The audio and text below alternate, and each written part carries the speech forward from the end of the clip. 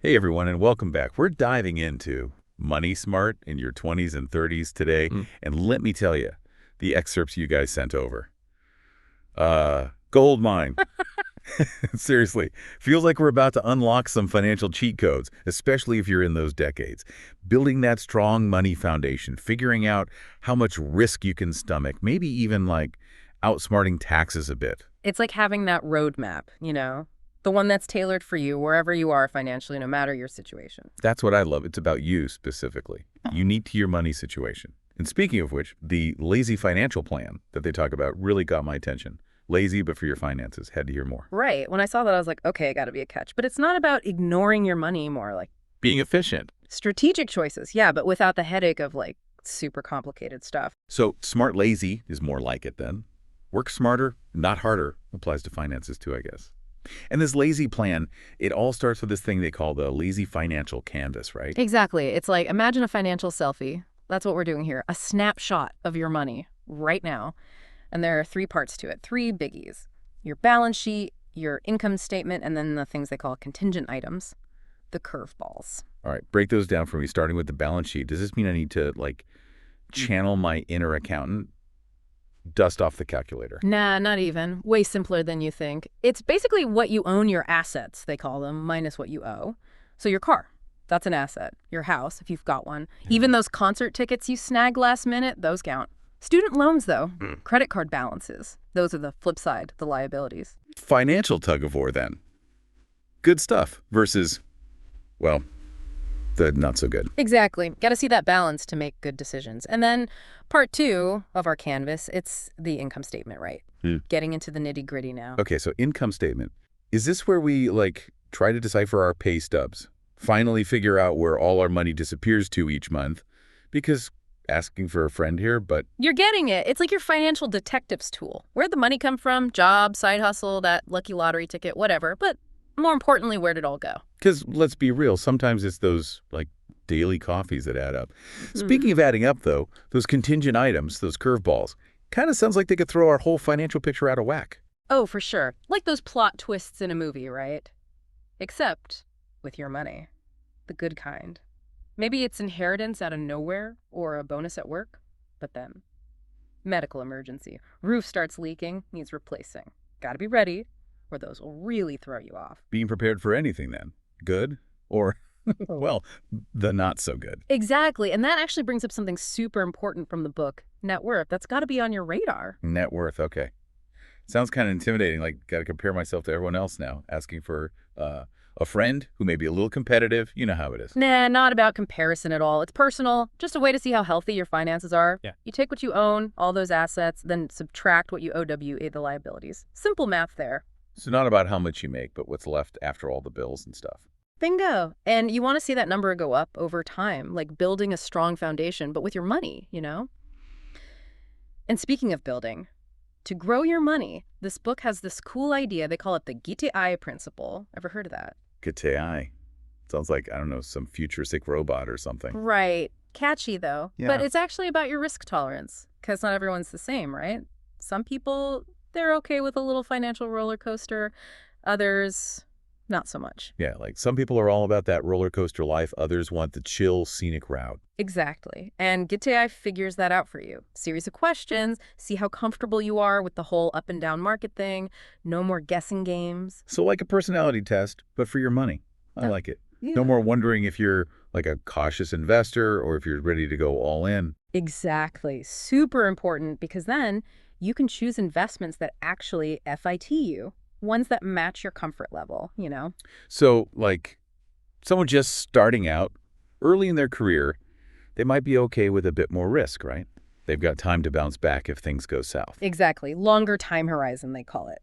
But someone closer to retirement, they might want things a bit more stable, predictable. Makes sense. They've worked hard for their money, don't want to be taking huge risks at the last minute. Exactly. And speaking of different life stages, this book, it really breaks it down well. The challenges, the chances you get all throughout your 20s and 30s, financially speaking. That's got to be helpful because let's be real, your goals at 22 are going to be way different than like 32, right? Sure. Starting a family, buying a house, all that comes into play. Huge difference. And the book gives advice for each of those stages, which I think is super practical. Love it. So we've got our financial selfie with the Canvas thing. We know our risk tolerance now. Time to actually put this knowledge to work, yeah. Let's talk investments. Yeah. All right, investments. So many options, though, kind of overwhelming. Like, where do you even begin? It's a lot. Right? Totally. It's like that feeling when you walk into like a massive supermarket, you're just bombarded. But the book here, Money Smart, it does a good job of laying it all out clearly, breaking down those investment terms so you don't need like a finance degree to get it. Okay, so walk us through it. What are the main investment types they talk about? The asset classes, is that what they're called? Yeah, they cover it all. They start with the simple stuff, the fixed deposits. That's your safe zone, financially speaking. Low risk, you get steady returns, good for like short-term goals, or, building up that emergency fund. Everyone needs that. So if you just want your money somewhere safe for a bit, fixed deposits are it. But then you want to get a little more. Adventurous. Equities are where it's at, right? Yeah. Higher returns, but there's always a but. Higher returns for sure, but yeah, more risk comes with it. Equities, those are stocks, basically. You're owning a tiny piece of a company. They can grow like crazy, but the value can also go up and down, sometimes really fast. That's where knowing your risk tolerance is huge. Don't want to be jumping into the stock market blindly. Makes sense. Now, I've also heard of mutual funds, ETFs, all that. Are those like the easy button of investing? Simplifies things. Kinda, yeah. Think of them like, instead of putting all your eggs in one basket, you're spreading them out. Mutual funds, ETFs, they're like baskets of different stocks, sometimes bonds too. Diversification. Gotta love it. Yeah. Don't put all your eggs in one basket, especially when it's your money we're talking about. Exactly. Plus, with these, you often get someone managing it for you, a pro. It's like having your own little financial advisor helping you navigate all the market craziness. Okay, so that takes some of the pressure off, especially for those of us who aren't glued to the stock ticker all day. For sure. And then, of course, we got good old real estate, the classic investment, right? Owning property, it's tangible, you can see it. You can see it, you can touch it, you can repaint it if you want. Exactly. And it can be a great investment, but it's not without its headaches. Property taxes, maintenance, all that stuff adds up. Plus, the market can change, just like with stocks. So many hidden costs. Got to keep an eye out. Now, gold. That's got to be more than just pretty jewelry, right? It's always been a big deal. Oh, yeah. Gold has been a store of value for, forever. And in a lot of cultures, especially in India, it's got that cultural weight, too. It means something. Kind of a safety net, then, especially when the economy's being, a little unpredictable. Exactly.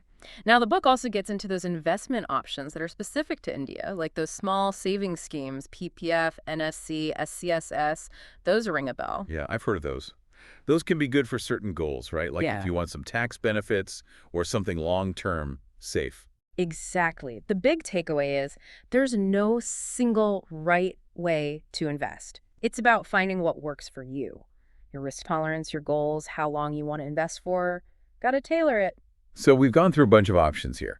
But how do we actually use this info? How do we make a plan, but one that will actually stick to not something that needs a finance degree to understand? That's where the whole lazy financial plan thing comes in. It's about keeping it simple, being consistent. The book, it breaks down the whole process into doable steps.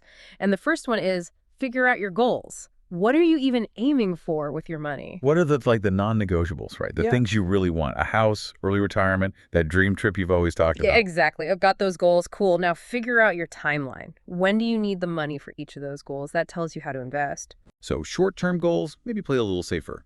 But long-term, you can probably handle a little more risk, aim for more growth. Exactly.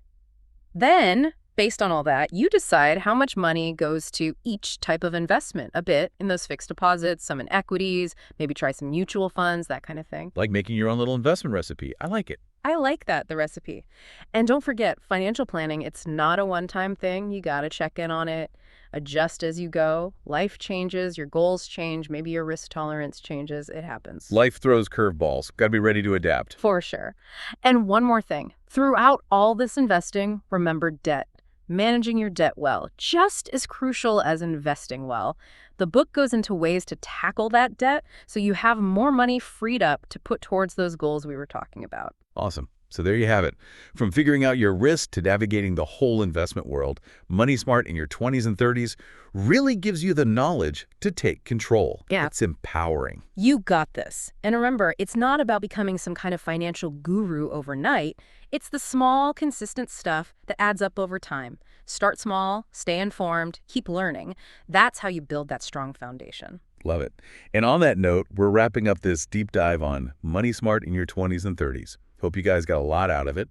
And remember, the journey to being financially secure, it's a marathon, not a sprint. So keep learning, keep exploring, and most importantly, keep those financial goals in mind. Until next time.